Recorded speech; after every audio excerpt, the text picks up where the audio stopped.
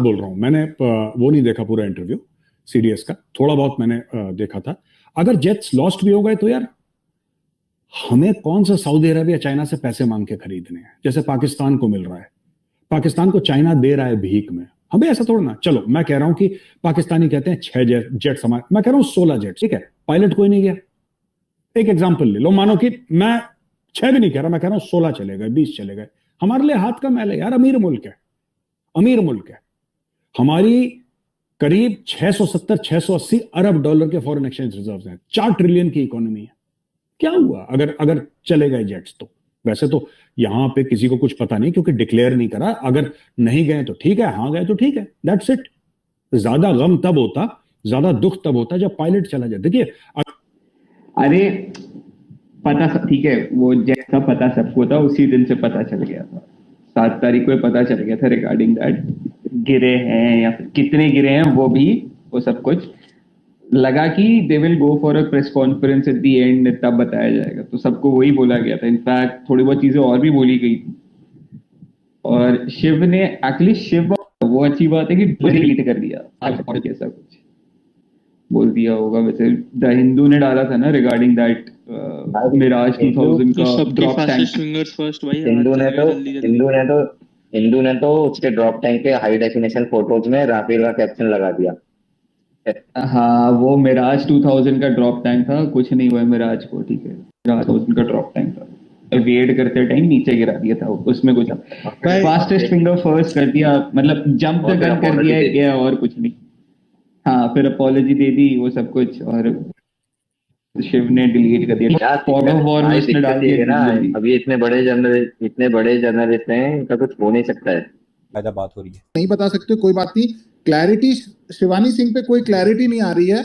अभी एक foreign journalist है, उसने कहा कि मोदी जी ने ऑपरेशन सिंदूर को इसलिए बोला कि अभी ये चलता रहेगा। शायद एक फैक्टर शिवानी सिंह भी है।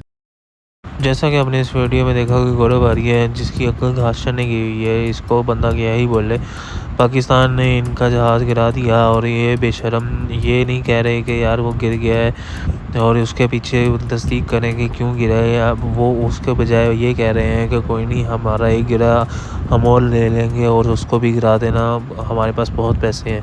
और साथ ही साथ आपने देखा होगा इस वीडियो के अंदर ये कि इनकी एक इंटरव्यू चल रहा था जिसमें, और ये इंटरव्यू इन्होंने ब्लूमबर्ग के इंटरव्यू के बाद किया है। कहीं पे भारतीय ये कहते हैं कि पाकिस्तान ने हमारे जहाज़ नहीं गिराए, लेकिन उस इंटरव्यू के अंदर ये कह रहे हैं कि हमें तो पता था कि पाकिस्तान ने हमारे जहाज़ गिराए हैं, बस हम खामोश होकर बैठे हुए थे।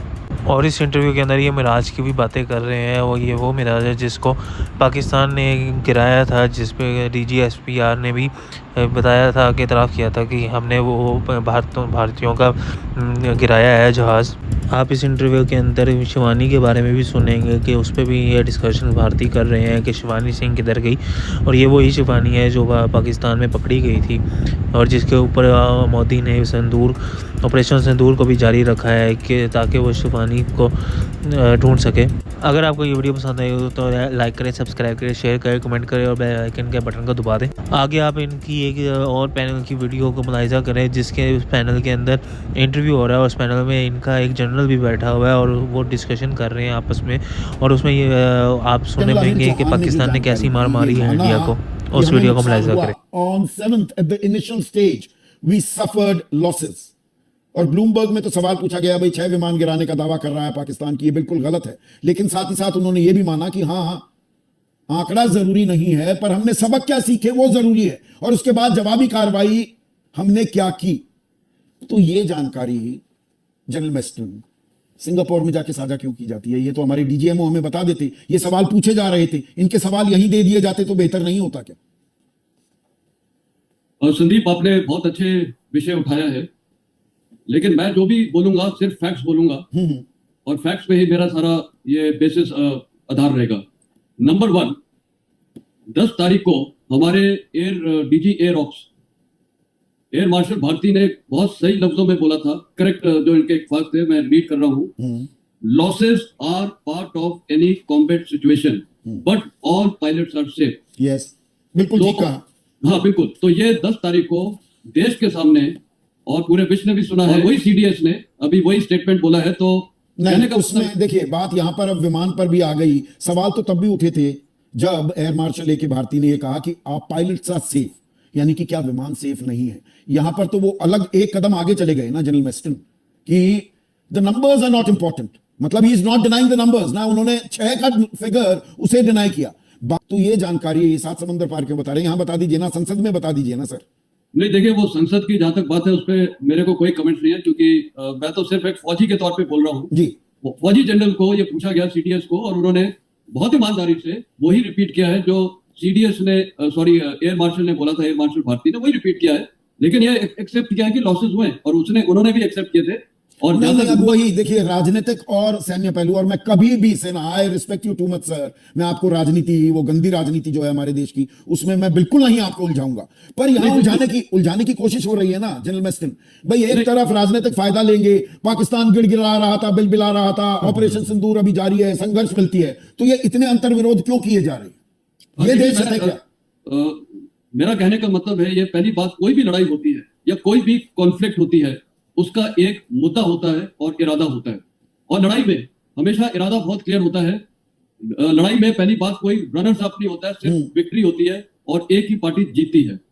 हमारा एम बहुत क्लियर था, और जब ये कोई भी मिशन होता है, चाहे आर्मी करे, मैं एज आर्मी में डिफ कमांडर रहा हूँ, ब्रिगेड कमांडर रहा हूँ, कमांडिंग ऑफिसर है, हम जब भी कुछ करते हैं हम फोकस करते हैं सिर्फ मिशन में। मेरा मिशन क्या है? मेरा मिशन, मान लिए मेरे को ये दुश्मन की पोस्ट को कब्जा करना, ये अगर मेरा मिशन है, तो उस समय हम पूरी ताजवीज से प्लानिंग करते हैं, और इसमें भी ताजवीज से प्लानिंग की गई थी। मिशन क्या था?